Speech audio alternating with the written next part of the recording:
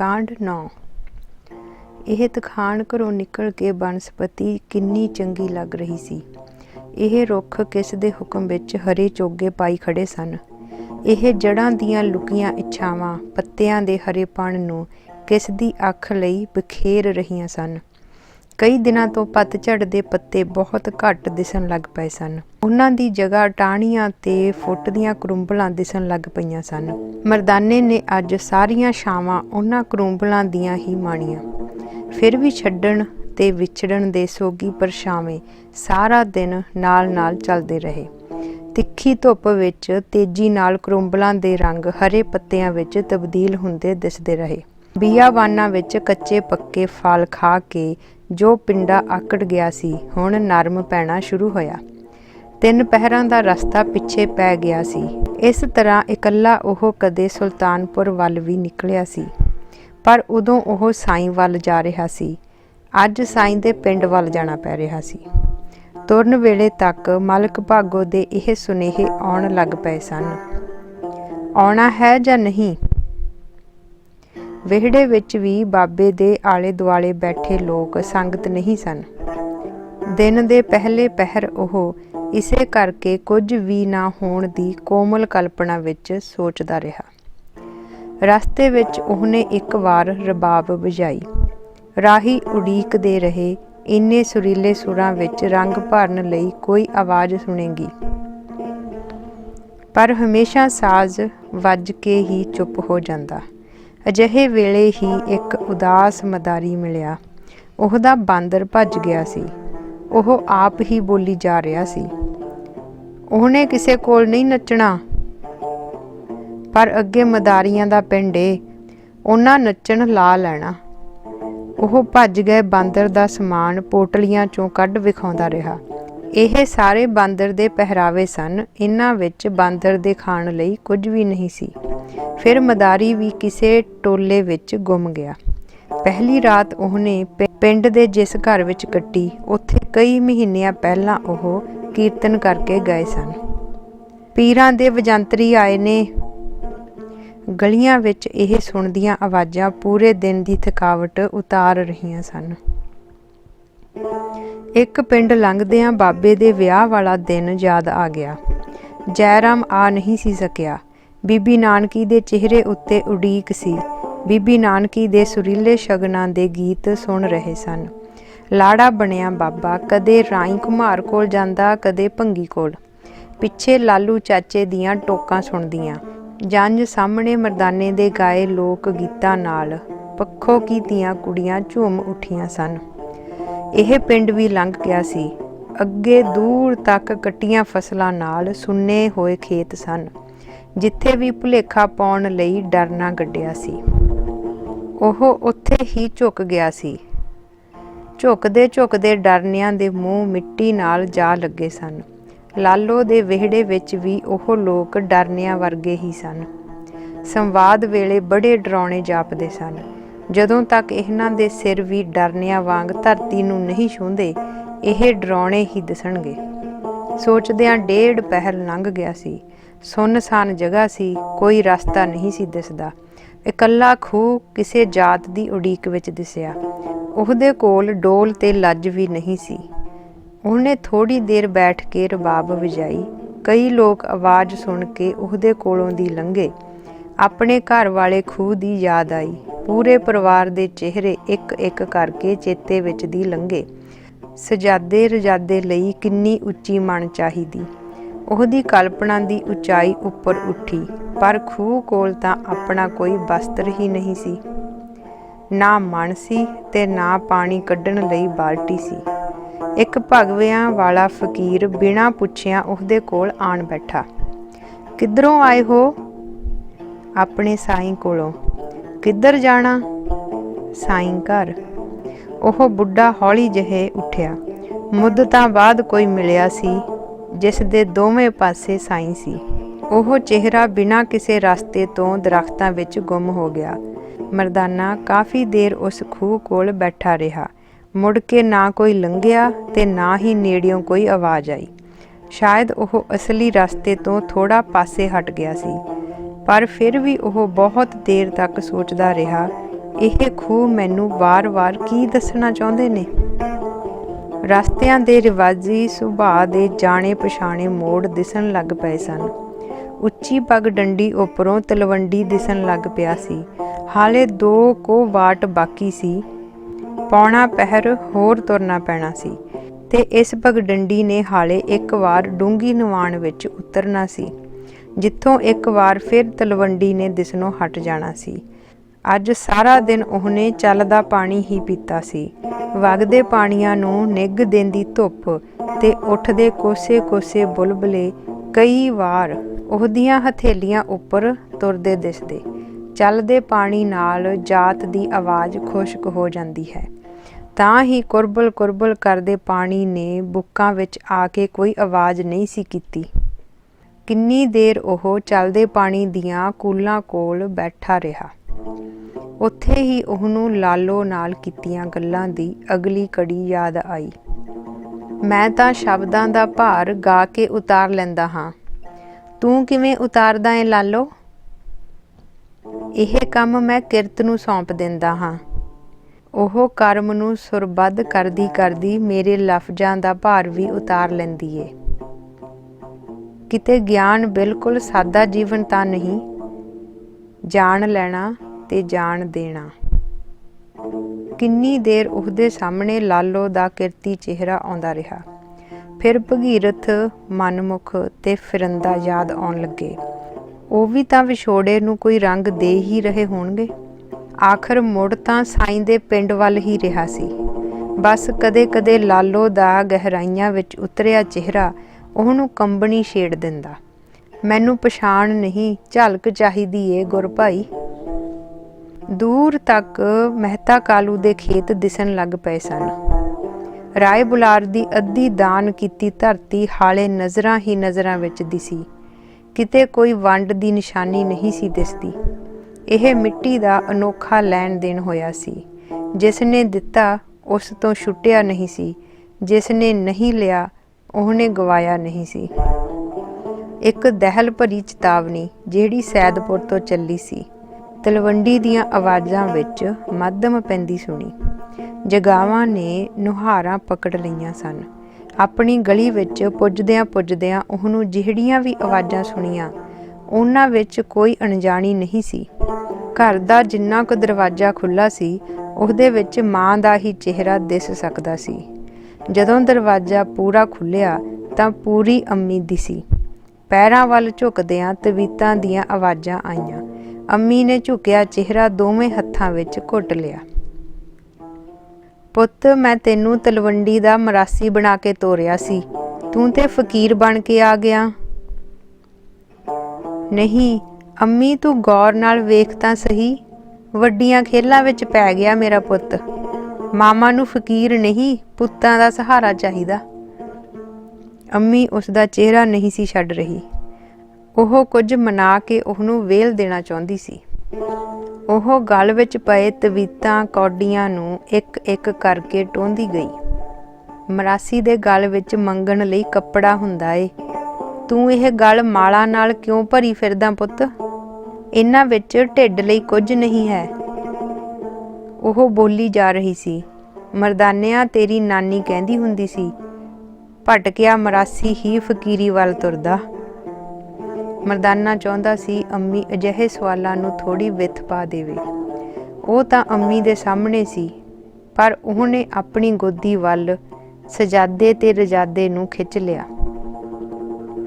ਦੋਵੇਂ ਥੋੜ੍ਹੇ ਵੱਡੇ ਹੋ ਗਏ ਸਨ, ਇਸ ਲਈ ਇੱਕ ਜਣਾ ਬੈਠ ਗਿਆ ਤੇ ਦੂਜਾ ਖੜਾ ਰਿਹਾ, ਜਿਸ ਨਾਲ ਅੰਮੀ ਦੀਆਂ ਤਿੱਖੀਆਂ ਨਜ਼ਰਾਂ ਤੋਂ ਥੋੜ੍ਹੀ ਦੇਰ ਲਈ ਰਾਹਤ ਮਿਲ ਗਈ।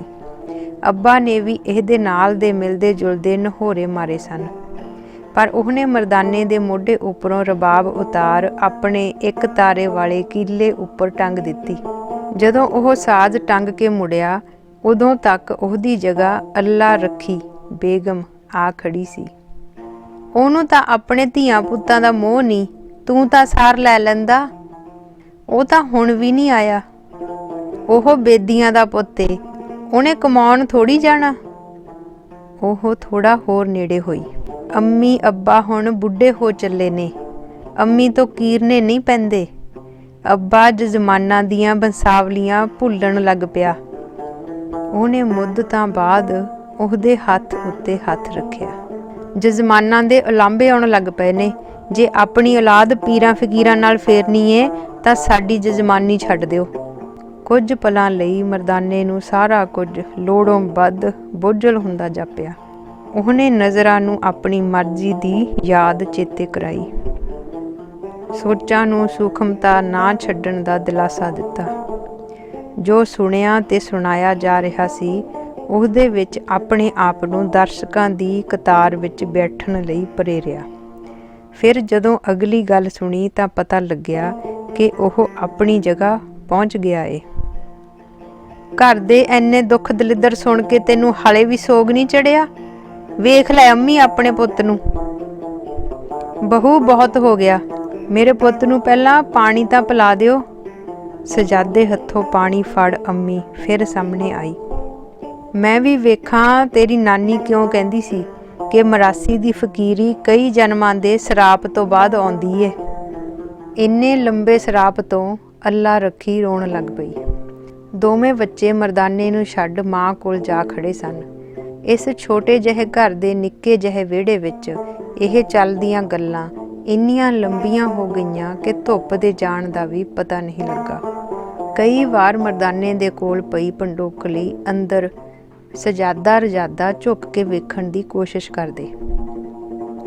ਅੰਮੀ ਨੇ ਪਤਾ ਨਹੀਂ ਕੀ ਸੋਚ ਕੇ ਪੰਡੋਕਲੀ ਉੱਪਰ ਪਿਆ ਕਾਸਾ ਥੱਲੇ ਰੱਖ ਦਿੱਤਾ ਸੀ। ਜਦੋਂ ਹੋਰ ਹਨੇਰਾ ਹੋਇਆ ਤਾਂ ਤਾਰਿਆਂ ਦੀ ਝਲਕ ਚਮਕੀ। ਉਹ ਸਭ ਵਿਹੜੇ ਵਿੱਚ ਬੈਠੇ ਦੇਰ ਰਾਤ ਤੱਕ ਗੱਲਾਂ ਕਰਦੇ ਰਹੇ। ਲਾਗ ਦੇ ਗੁਆਂਢੀਆਂ ਦੇ ਮਰਾਸੀਆਂ ਘਰੋਂ ਮਰਦਾਨੇ ਲਈ ਕਈ ਵਾਰ ਟੀਚਰ ਸੁਣੀ। ਵੇਖੋ ਜੀ, ਸਿੱਧਾ ਮਰਾਸੀ ਤੋਂ ਤਾਂ ਕੋਈ ਭੈ ਨਹੀਂ ਖਾਂਦਾ, ਥੋੜੀ ਫਕੀਰੀ ਦਾ ਦਬਕਾ ਵੀ ਚਾਹੀਦਾ। ਕਈ ਵਾਰੀ ਅੰਮੀ ਨੇ ਇੱਧਰੋਂ ਜਵਾਬ ਦਿੱਤਾ, ਆ ਜਾ ਮੇਰੇ ਪੁੱਤ ਕੋਲੋਂ ਭਰ ਲੈ ਫਕੀਰੀ ਦੀਆਂ ਝੋਲੀਆਂ, ਨਾਲੇ ਤੈਨੂੰ ਪੁੱਤਾਂ ਦੇ ਫਕੀਰ ਹੋਣ ਦਾ ਥੋੜਾ ਸਦਮਾ ਲੱਗੇ। ਢਹਿ ਜਾਣੀਆਂ ਮਰਾਸਣਾ ਚਾਵਲੀਆਂ ਨੇ। ਇਹ ਡੂਮਣਾ ਦਾ ਛਿੜਕਣਾ ਸੀ। ਮਾਹੌਲ ਮੇਲ ਵਰਗਾ ਬਣ ਚੁੱਕਾ ਸੀ। ਹੁਣ ਬੇਗਮ ਦੀਆਂ ਹਮ ਉਮਰ ਬੋਲ ਰਹੀਆਂ ਸਨ। ਜਦ ਸਾਡੇ ਵੀਰ ਨੂੰ ਪਿਓ ਕੇ ਲੈ ਕੇ ਜਾਵੇਂਗੀ ਨਾ ਤਾਂ ਉੱਥੇ ਸਹੇਲੀਆਂ ਨੂੰ ਦੱਸ ਪਾ ਦੇਵੀਂ, ਜੇ ਫਕੀਰ ਵਰ ਦੀ ਲੋੜ ਏ ਤਾਂ ਤਲਵੰਡੀ ਵਿੱਚ ਹੋਰ ਵੀ ਹੈ ਨੇ। ਇਹ ਹਾਸਾ ਦੇਰ ਤੱਕ ਚੱਲਦਾ ਰਿਹਾ। ਬਹੁਤੀਆਂ ਨੇ ਇਹ ਸੋਚਿਆ ਵੀ ਨਹੀਂ ਕਿ ਲੰਬੇ ਸਫ਼ਰਾਂ ਤੋਂ ਆਇਆ ਰਾਹੀ ਕਦੇ ਵੀ ਸੌਂ ਸਕਦਾ ਏ। ਜਿੱਥੇ ਗੋਡੇ ਗੋਡੇ ਕਲੇਸ਼ ਰਹਿੰਦਾ ਸੀ, ਅੱਜ ਉਹਦੇ ਨਾ ਹੋਣ ਨਾਲ ਉਸ ਜਗ੍ਹਾ ਚੁੱਪ ਛਾਈ ਹੋਈ ਸੀ। ਪਰ ਅੰਦਰੋਂ ਕੋਈ ਆਵਾਜ਼ ਨਹੀਂ ਸੀ ਆ ਰਹੀ। ਰਸਤੇ ਵਿੱਚ ਕਈ ਵਾਰ ਇੱਕੋ ਤਰ੍ਹਾਂ ਦੀਆਂ ਗੱਲਾਂ ਸੁਣੀਆਂ। ਕਾਲੂ ਦਾ ਪੁੱਤ ਤਿਆਗੀ ਹੋ ਗਿਆ, ਮਰਦਾਨਾ ਇਕੱਲਾ ਹੀ ਆਇਆ। ਉਹ ਬਿਨਾਂ ਕੋਈ ਆਵਾਜ਼ ਮਾਰੇ ਘਰ ਅੰਦਰ ਜਾ ਵੜਿਆ। ਮੋਹਾਂ ਵਿੱਚ ਫਸੇ ਸਭ ਤੋਂ ਕਮਜ਼ੋਰ ਲਫ਼ਜ਼ਾਂ ਨੂੰ ਇੱਕ ਵਾਰ ਫਿਰ ਕੰਬਾ ਛਿੜਿਆ। ਵਿਹੜੇ ਵਿੱਚ ਜਿਸ ਜਗ੍ਹਾ ਜਾ ਕੇ ਉਹ ਬੈਠਿਆ, ਉੱਥੇ ਬੱਚੇ ਖੇਡ ਰਹੇ ਸਨ।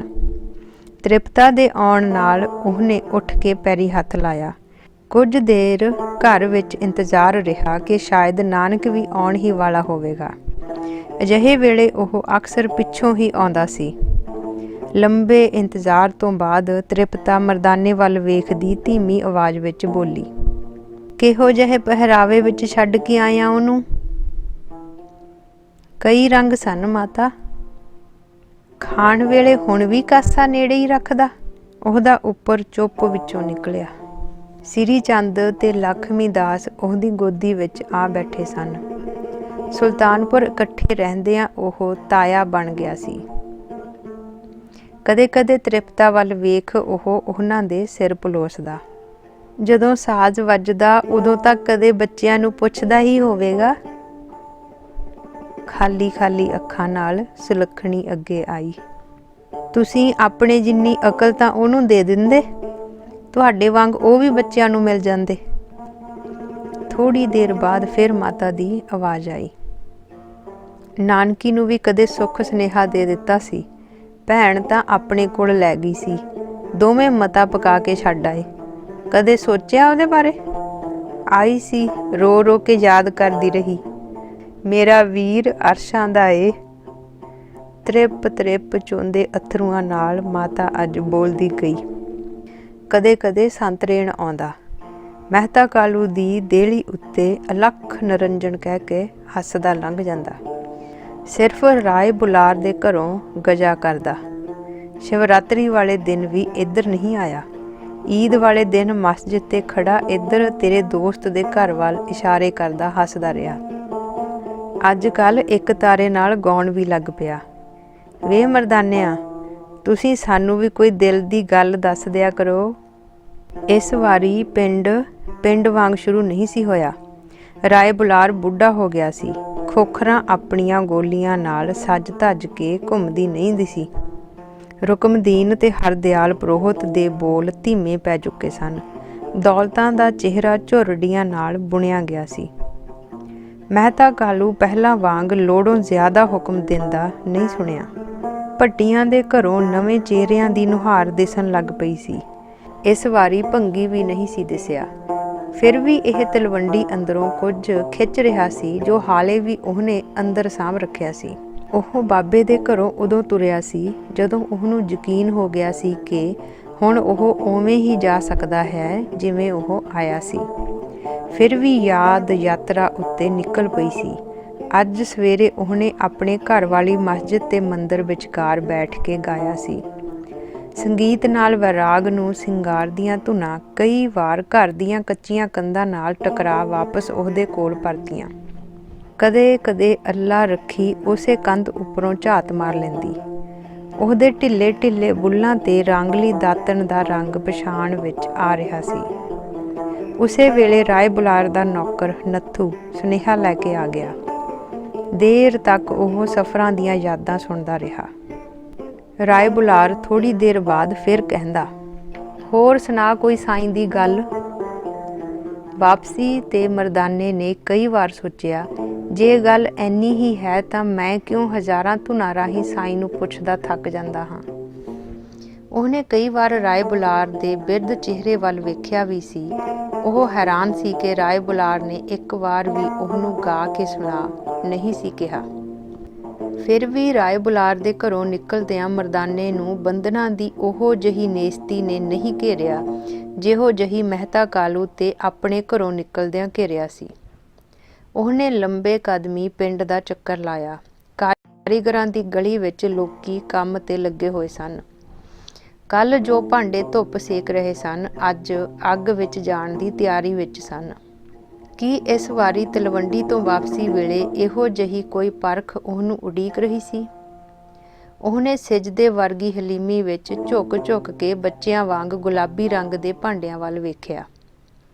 ਰੋਜ਼ ਸ਼ਾਮ ਵੇਲੇ ਰਾਏ ਬੁਲਾਰ ਦੇ ਘਰੋਂ ਵਾਪਸੀ ਉਹ ਇੱਧਰ ਵੱਲ ਹੀ ਕਰਦਾ ਸੀ। ਇੱਕ ਵਾਰੀ ਗੱਲ ਸ਼ੁਰੂ ਹੁੰਦੀ ਤਾਂ ਵਿਚਕਾਰ ਬਾਲਾ ਸੰਧੂ ਪੁੱਛਦਾ ਰਹਿੰਦਾ। ਕਈ ਵਾਰੀ ਰਾਏ ਬੁਲਾਰ ਅੱਖਾਂ ਭਰ ਲੈਂਦਾ। ਸਾਈਂ ਨੇ ਤਲਵੰਡੀ ਨੂੰ ਤਾਂ ਜਿਵੇਂ ਵਸਾਰ ਹੀ ਦਿੱਤਾ ਏ। ਅੱਜ ਮਰਦਾਨਾ ਰਾਏ ਬੁਲਾਰ ਦਾ ਸੁਨੇਹਾ ਲੈ ਕੇ ਵੀ ਆਇਆ ਸੀ। ਮਿਲਣ ਦੀ ਇੱਛਾ ਸੀ।